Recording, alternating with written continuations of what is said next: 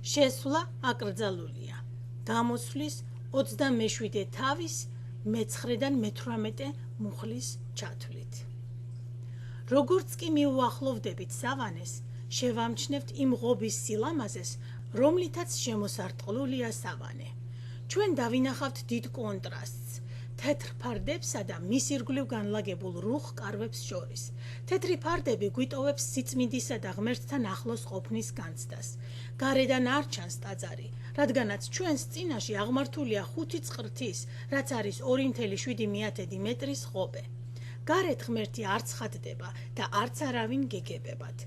მაღალი თეთრი ფარდები მიგონიშნებს, რომ შესვლა აკრძალულია. ეს ძალიან მნიშვნელოვანი ნიშანია.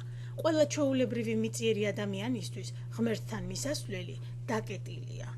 დედამიწაზე ცხოვრობდა მხოლოდ ერთი ადამიანი ამ თეთრ ფარდასავით, წმიდა და უნაკლო. ეს იყო ქრისტე, ძე კაცისა, წმიდა და სრულყოფილი. განა შეგიძლიათ, რომ აღმოაჩინოთ ასეთი სიწმინდე თქვენში ამ ფარდის შემყურეს?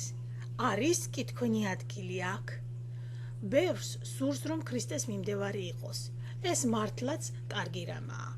ეს ის პირველი გაკვეთილია, რომელსაც გვაძლევს ღმერთი, როდესაც ვიმყოფებით სავანის გარეთ, ზღუდესთან. ჩვენ ვართ ადამიანები, რომლებიც ვცხოვრობთ შავ და რუხ კარვებში. ჩვენ ვეკუთვნით ცოდვილ სამყაროს და ძალიან დაშორებულნი ვართ ღმერთის სიწმინდისგან. ღმერთი გვეუბნება, რომ ასეთ ადამიანებს არ გვაქვს მასთან პირდაპირ მისვლის უფლება. ქრისტეს გვერდით დგომა ჩვენთვის არ არის ნებადართული. მისი სიწმინდე და უცოდველობა ააშკარავებს ჩვენ ცოდვილ და გარყვნილ სამშვინველს. ყოველი ჩვენგანი ცოდვილი, ნაკლული და სულმდაბალია. არავინ არის მართალი, არავინ არის სიკეთის მქმნელი, მათი ხორხი ღია სამარეა, ენებით ცრუობენ, მთელი მსოფლიო ბრალდებულია ღვთის წინაშე, ვინაიდან ყველამ შესწოდა და მოკლებული არიან ღვთის დიდებას. რომაელთა წერილის მე-3 თავის 10-დან 23 მუხლის ჩათვლით. შეგიძლიათ გულწრფელად აღიაროთ თქვენი დანაშაული და წარსდგეთ ღმერთის წინაშე ისეთნი, როგორნიც ხართ თქვენი ცოდვილი ცხოვრებით? თუ ეს შეგიძლიათ, მაშინ ღმერთი მიგიღებთ თქვენ.